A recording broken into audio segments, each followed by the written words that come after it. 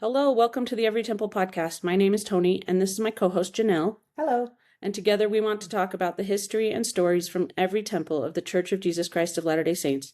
Today we are excited to talk about the Chicago, Illinois temple. President Benson said, "The blessings of the house of the Lord are eternal. They are of the highest importance to us because it is in the temples that we obtain God's greatest blessings pertaining to eternal life.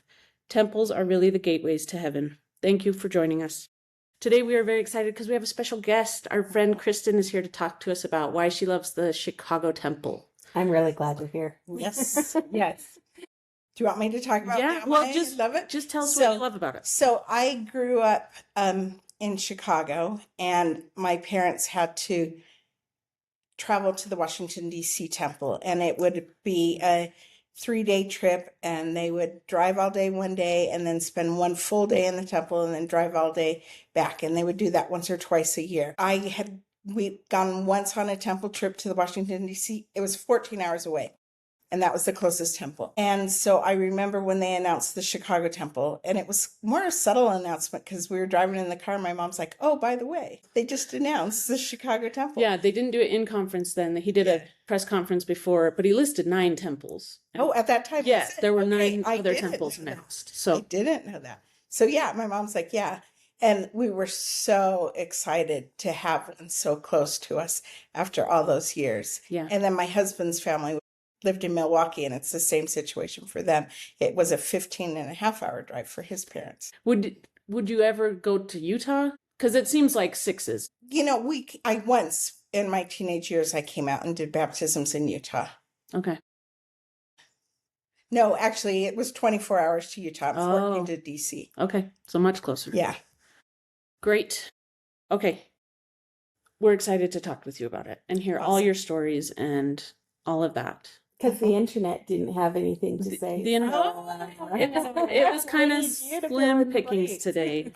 I've got lots of stories. As far as temple news in the current day, Zimbabwe Temple, Harare, Zimbabwe is going to be the 204th temple dedicated. Awesome. The open house is January 22nd through February 7th, and then it will be dedicated March 1st. And when we started, I just know this because I've been re-editing, we kind of started when they dedicated the 200th, the desert peaks in Tooele. And this is 214. 14. You guys ever imagine there'd be a temple in Zimbabwe? I mean, that's just mind-blowing. Yeah, so it's awesome. So cool. So cool. And then there's 2 groundbreakings on the January 24th, Joa Pessoa, Brazil. I looked it up. That's how you say it. And Jacksonville, Florida. Those both will be groundbroken this month. Okay, so we talked a little bit about the announcement. Oh, they did the dedication of the Abu Dhabi. No, it's not Abu Dhabi. Alabang. That's it. Alabang, Philippines. They did it last week. Started with an A. Yes. And then didn't they do an Idaho temple? Yes, Burley was the week before. But just this last Sunday, right? Wasn't that the dedication for the Philippines temple? Yeah. So I knew that. Good job. Thank you. It's very important. I think, was it Bednar that did that one? Yeah. Yeah. And it's really pretty. Yeah. The Zimbabwe one is gorgeous. They just released the pictures for the Zimbabwe one. Yeah. It looks really cool. I like the windows. Yeah. Very nice. And it's got purple in it. I like purple. That's fun. Yeah. Yeah, it looks awesome. Okay, so we talked about the announcement of this temple. There's really not a whole lot. I will say that this temple seems very linked to Nauvoo. There was a lot of talk of this is the first temple in Illinois after Nauvoo, and a lot of talk about this is the state where Joseph and Hiram were killed, and we're glad that there's enough presence for them to have a temple. It was still, I think the distance between the 2 temples is 4.5, 5 hours. Yeah, they're not close. So they're not close, but yes, there was a lot of talk about having another temple again in Illinois. Yeah, that's what I got from what limited internet research there was, is that they were excited to have that replicated. And this is way before they were going to rebuild the Nauvoo temple. Yeah. Way before. Yeah. Okay, so they said this was not easy to get approval for a temple. They had a lot of groups protesting it or fighting it. The migratory path of some bird or something through us. It was kind of a swampy area where they were building it. It's in a suburb of Chicago. And yes, there was a long time fight from a people saying the spires would interfere with the migratory path of these birds. That's really what it was? And we were asked to fast and pray that they could get it finally officially approved. That is what my mind remembers. Okay, because it's backed onto a nature reserve. Yeah, and right. that's what they're talking about, right? Yeah. I want to know how they got this land that's next to the nature reserve. Yeah. Like, give me that story. I don't know. But maybe the nature reserve wasn't established when they built this. I remember we went to visit the grounds after it was announced, and I was on crutches. I had just done something to an ankle.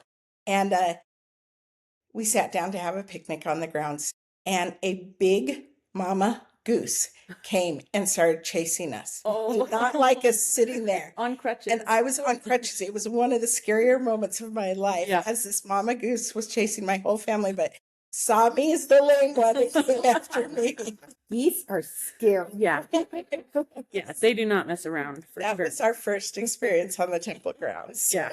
Well, my fun fact was that they only light half of the temple because of the migratory birds. That's interesting. I just said only half of the temple roof is lit at night so that these migratory birds will be okay. I wonder if that was the compromise that they needed to make. Interesting. It's not a very tall steeple. The original temple was quite small. And after 3 years, they had to, I think it was 3 years, they shut it down and did a big extension. Yeah. But I don't think they extended it, but it didn't change the footprint. The footprint of it. Well, what they did is there was a steeple that was not connected to the temple. Yeah. And they connected that and made that all open offense and entrance space. Yeah. So this temple and Boise and Dallas are called sister temples. Okay. That's because originally they had the same floor plan and the same exterior. Now they all have completely different exteriors and different floor plans because they all had to be enlarged within 3 years. They all were too small. Do you remember when the baptistry was in the center, like when it was open? Yeah. And then they had to move it. Okay. And I don't think I've went back and did baptisms after it was moved. Probably not. 3 years later, my family moved to California. And so I do have family that still lives in Milwaukee. And so I've gone back twice for weddings and been in the temple for weddings, but haven't done baptisms. Yeah. My kids did do baptisms one time when we went back. But yes, after the temple was dedicated, our ward was the very first group to go in and do baptisms. And it was really cool. They were so slow. I mean, we were there for hours and hours because they just didn't know how to get things to work and get things organized. And it's a small temple, and if there's a big group, I'm sure that's... And I'm sure today they have systems in place of training and stuff, and then they did it. And so we were there for... And then, you know, the first hour, it's really spiritual. And then after that, you're like, okay. Yeah, like, can we? It was a long way, So, but it was cool to have that experience. Glenview, where the temple is north of Chicago. Were you in a suburb near that? Were you in Evanston? I was in Palatine, which is near Schaumburg. I was half an hour away. So the summer before it was built, or before it was dedicated, a church bookstore opened 2 blocks away from it. Oh. And it was just an independent church bookstore, but I worked there 2 blocks away. So I drove that drive every day. Yeah. And so I knew exactly how far away it was. It wasn't a close distance, even still, maybe 25 minutes. Yeah. Yeah. But that was neat because so many people came to the bookstore because so many people were touring the temple. That was really cool. Yeah, very cool. I really like the water feature that they have outside. I don't know if it was there the whole time. It listed 2 water features, but I could only see this one. And it's like a globe with water coming out. Anyway, it looks really cool. Do you not remember that? You know what? I should have looked up my pictures of our family standing in front. Yes. Okay. Yeah. For the one wedding, we went back. Did one wedding there, a niece in July, a sister-in-law in a November wedding. Yeah. So. Yeah. It looks like a really pretty place because it looks like the front is pretty, the back is pretty, and then you have the surrounding area that's it's beautiful. All wooded, it's wooded, and so it really does feel like it's not in the middle of a metropolis or anything. It's not with shopping centers on both sides or anything. Yeah, because there's like a hospital close by, a high school, a major highway. It's in the middle of a city. But you don't feel it. That's awesome. Cool. Yeah, it says the site is chosen. It's called the Grove. That's what the area is called. And it has great like wildflowers, birds, grasslands, and then they created a 100-foot buffer between the temple and this preserve. Okay. So that's still wild, and they don't develop it. Sure. Yeah. It seems like there's houses around the preserve too, like there's like buildings and businesses around the preserve, but I guess they just didn't like the spires of the temple. Yeah. You know. The groundbreaking was 1983. President Hinckley did that, and then he also did the dedication. But the open house was huge, 100,000 people, which I think is got to be the biggest number we've seen. It must be. That is huge because we've been dealing with like maybe 20,000. Yeah, that's interesting. Yeah, 100,000 people, and so it was one of the first really big ones. Yeah, that's cool. I did work the open house one day. My parents worked it. What was I going to say? Yes, it was a lot of people. My mom, I remember her hand delivering invites to the open house to all of our neighbors, which was a big thing because, I was the first Mormon to ever attend my high school. And so we were not surrounded by any members of the church at all. And so for her to go hand deliver invites to the temple open house and explain it to everyone, that was a big, big deal. Yeah. Big swing. Obviously, people must have followed those invitations to come because 100,000 people came. Like, did you have friends join you? I don't think I had any specific friends who told me. I do remember when I worked the open house, I was in a room and a lady came up to me and just started asking tons of questions about Marie Osmond. And I'm like, yeah, that's not what the temple's about. But she had lots of questions about Marie Osmond. That's really good. They did great missionary work. They did. As I listened to stuff from people in like the UK, they're like, I wanted to find out why the Osmonds were doing it. Yeah. And that's how they joined the church. They did. Yeah. Yes. That's hilarious. Yes. So I don't know if this lady I talked to at the open house, if I gave her the right answers. Also, she's asking a teenager. So yeah, at the time. So how did you do any fundraising? I remember that my parents were asked to make a huge donation. And at the time, we were building a stake center, and they'd just been asked to make a huge donation for that too. And we were considered one of the more well-to-do families in our ward, even though we were definitely just at a middle income. But so many people are on welfare and stuff. And so that was a huge sacrifice for my parents, being asked double. I just can't even imagine having the bishop come and sit us down and say, okay, this new temple's going here in Lehigh. We'd like your family to donate this much, and going, okay, here you go. But the faith, the example. We did read that they did a penny drive for this one. I don't know how much they got. Children did a penny drive. And then the young women made dolls for the nursery waiting room. Oh, I thought that was so cute. I think that's cute. I think that would be a fun activity. I don't know if girls now would get into that, but oh yeah, they would. Or just do some kind of toy for the nursery. I know a sister in our ward used to work in the nursery. Okay. Maybe she's also in Young Women's now, so maybe that would be a good idea. That is a cute idea. And then there was something else. Oh, they did altar cloths.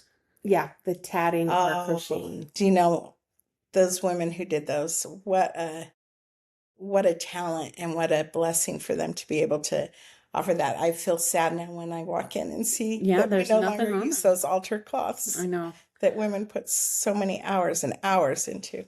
I used to get very distracted looking at them because I was like, how do you do that? How is that made? And if I got to go to the altar, I'd be like, what is the pattern? They're amazing. Yeah, it's a lost art. So yeah.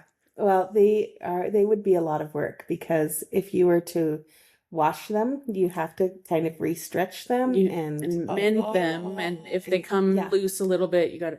So my mom said a lady at the temple she worked at was in charge of that.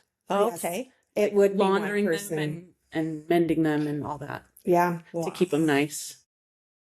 Okay, now I have more understanding why we don't have them anymore. Well, and they were just to protect, the fabric of the altar so they didn't get dirty. Right. So we don't use that anymore. Yeah. Well, in the ceiling rooms. Yeah. That's true. Yeah. And some of these new small temples are dual purpose. Like every sealing room could be an instruction room and vice versa. Mm-hmm. So, I don't know. Yeah. So, do you have anything else before the dedication? No. Okay. I just want to read a clip from President Hinckley's dedicatory prayer. This is August 9th through the 13th, 1985. He said, "May this holy house, built in peace and dedicated in faith, stand as a testimony that the oppression of the past has faded, and that thy people today enjoy the precious blessings of worshiping thee according to thy revelations, without fear or molestation. May thy work move forward to the encompassing glory thou hast set for it. We humbly pray, as in faith we rededicate ourselves to thy service with songs of thanksgiving and praise." And this is referring to the Nauvoo period when they all had to leave. And that, I mean, this is a recurring theme that I kept seeing, is they wanted to honor the pioneers of Nauvoo and welcome this new era of the Midwestern saints, I guess. But don't ruin it for the birds. Sorry.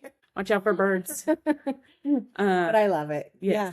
They didn't have to deal with that when they built the Nauvoo temple. So the dedication, the celestial room was so small. So small. Yeah, I believe it. Really, there was room for, it was President Hinckley, who wasn't, he was in the first presidency at the time.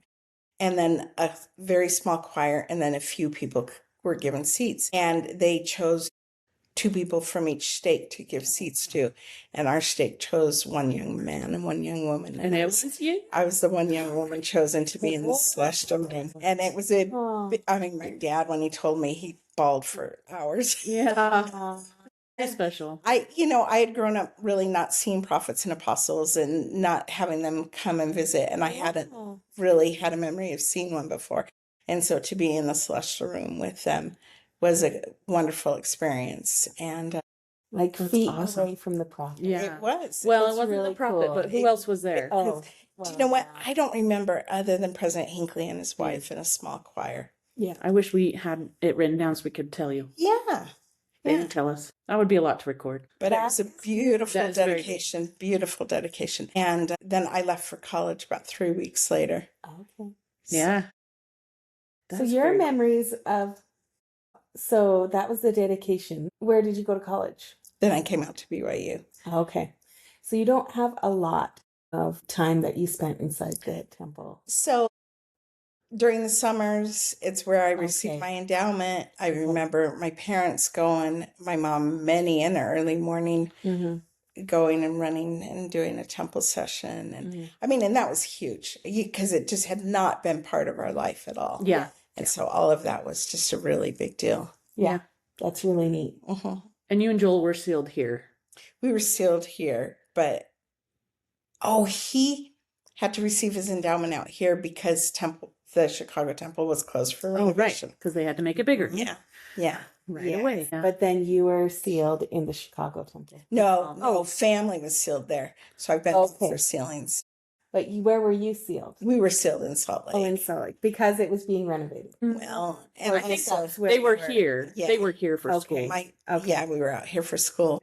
We didn't like the humidity back there, and Plenty of reasons.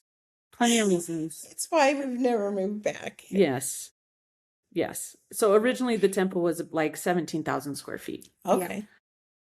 And The addition made it how much? I think it doubled it. Like 30 or 31,000. Yeah. No, 37. 37. Oh, 37. Yeah. wow. It's so these additions that they put on, they're often with a basement and Yes. and They put a basement in them. That's just To build a basement on a building that's already built. Wait, do you think they put a basement under the whole building? No. enough to do probably the laundry and the Or baptistry. maybe they did it under the whole like plaza, like all would make sense. That because would make like sense. because they do that all the time now. I don't know if they did it then, but it's for the laundry and the Yeah. maintenance and stuff. Maybe that's where I wonder where they relocated the baptistry. Yeah. They made a cafeteria. Did you ever eat? I didn't ever eat in the cafeteria. I never ate in a church cafe or a temple cafeteria. Really? We did the Timpanogos all the time. Oh, Yeah. It was our favorite treat. It was. My friend suggested that you do that for your wedding luncheon. It's like, just because you only want to feed the people that are at the temple. Okay. So just have everybody go down to the basement, grab the whatever they want. It's on you. Put it on your tab, have a nice little luncheon. You could have a more spiritual discussion at your luncheon that way. Yeah. And easy. Yeah. Catered by the temple. Yeah. I mean, I don't think any temple has a cafeteria. No, none of them do. No. Which, like, a little bit sad. Oh, I'm very sad for temple workers who live have on to bring their sack lunches. Yeah. Yeah. But whatever. I'm just like, I wanted to know. It's a simplification. It's a Nelson thing, right? It's just like, let's simplify. We don't need to bring in food. It's probably good, but no. It makes it less of an all-day opportunity. Yeah, that's true. Yeah. It's probably just a lunchroom now, I'm guessing. Bring your own lunch or something. The remodel added a 5th ordinance room, large ceiling room, cafeteria, and maintenance facility. The laundry was enlarged, the offices were enlarged, and the baptistry was relocated. Did the original baptistry have oxen? I think so. Okay. Yeah. Some of them in the Pacific, they did not have oxen. They were just a tiled until they remodeled them, and then they did. Yeah, I think I would have absolutely remembered if it didn't. Yeah. But it was just smaller. Yeah. Yeah. A lot of the first temples we talked about, we talked about oxen like half the time. I know. Because they were made by craftsmen and artists. And then they learned that they could just copy them. Yeah. And now they don't talk about what they look like anymore. Yeah, they're not very unique. Well, and the new, really, really little temples. Yeah, they just do the face. Yeah, that's what I was going to say. It's just a relief on a straight plate. I wonder if that's just until, like, they're planning to enlarge later, and then they'll get full oxen, because we've seen them do that. So Wasn't it Boise, where at the dedication, he already talked about remodeling it bigger? Yes. They already knew it. President Hinckley knew at the dedication, like, this isn't going to work. But then they built 2 more temples the same size. I mean, they were probably building them at the same time. Yeah. But yeah, they knew that it wasn't going to last long. Yeah. Yeah. So Joel's family still drives down to the Chicago temple, and for them, they're in Milwaukee. It's a couple-hour drive each way. And so there were like 4 temples that we were really hoping would be announced. And the others had all been announced, except for the Milwaukee temple. And was it maybe two conferences ago they announced it? I screamed so loud. I was so excited. I was not in the conference center, so I could scream. But that was the last one on our list that we were really, really excited to. Yeah. They haven't yet announced the location though. But so his sister and husband are temple workers and make that 2-hour drive through Chicago traffic. Do they do that weekly? They're every other week. Wow. Yeah. That's a dedication. It is. I was talking to my weaving teacher, who we talked about last time because she lives in Sweden. And she was a temple worker in Sweden. But she lives on an island off the coast. Oh my gosh. And today she told us it's a 3.5-hour ferry ride. And I was like, were you going to the temple every week with a 3.5-hour ferry ride? She said, no. We'd go in for a week. They had housing. We'd stay for a week and then we'd come back. Okay. So that clarifies a lot for many temples. Yeah. Okay. Yeah. Maybe why you'd have to be an older person to be away from home for a week to do that. Wow. Yeah. Yeah. When my parents would do the DC temple, we had babysitters often because they'd go a couple times a year and stay for a few days. And so many memories of babysitters until finally, I think at 16, they're like, you're old enough. Yeah. We're going to be gone for 3 days. That's terrifying. Terrifying. So, yeah, in the area, we've got Indianapolis has a temple. Milwaukee is announced. Nauvoo is open. St. Louis is open. And Grand Rapids, Michigan is nearing completion. Cool. So that's just like the closest ones I could find. And then there's 13 stakes in this temple district from Northern Illinois, Wisconsin, and Indiana. They do 7 sessions, Wednesday through Friday, and 11 on Saturday. Like Tuesday, every Tuesday, it just said no reservations available. Okay. So I wonder if they just don't open that day. That's fine. 2008, Christmas Eve. What happened? Water. A pipe burst. Water damage everywhere. Yeah. an army. Frozen sea. Was it cold that year, 2008? Chicago, It's always is cold. wind chill far below zero. Yeah. Every winter. Yeah. Oh, so a pipe burst and the water spilled everywhere, and they just called craftsmen from all over to come and replace carpet, wood trim, and reupholster or get new furniture. They fixed it all in 2 months. That's amazing. Yeah. That must have been a lot of water damage. Yeah. Well, Christmas Eve, nobody maybe would have noticed for how many days. That's what I think. Yeah. It would have just been flowing. That's awful. It's really. Can you imagine? Yeah. Oh my Walking goodness. into that would be bad. Before that, they added an elevator Oh, they did? in 1994. Because there's now a basement. Yeah, an elevator. And but this is like 10 years after or however many years after they did the remodeling. Remember, Figured out later they needed an elevator. I remember guess. Natasha told us there was a downstairs in the entrance next to the pillar that they enclosed. They put the stairs. Yeah. Yeah. So they need an elevator. Yeah. That makes sense. Yep. In 2015, they converted a ceiling room into changing rooms. Oh. And in 2020, they redid the exterior. They said they took off and replaced it with light gray granite. So it's not the spot. It was kind of spotty. It was a very streaked granite. Yeah. White with lots of gray streaks. So now what is it? It's just plain. More solid color. Yeah. Okay. Nice. Now, do you think they ran into that same problem Boise had? Yeah. So they did this at Boise as well. But what happened is in Boise is the glue that they'd used started showing through inside. Into the temple, into the inside. It was something like that. So maybe it wasn't the same. But we don't know why that would happen at Boise and not these other two temples. And we're trying to. That's fascinating. Yeah. Yeah. I haven't been back in a while. So. Yeah. Anyway. Just different climates, I think. Yeah. And Boise was the first one done, so maybe they figured out not to use that same glue. All right, Kristin, do you have any other memories that you want to share? It was a wonderful temple. It changed the lives of so many of us around us, as every new temple and every new area does. It just really changes your life and adds a spirituality to your life. You feel the Satan knocking y'all down beforehand, and then it's built, and then you feel the strength that comes afterwards.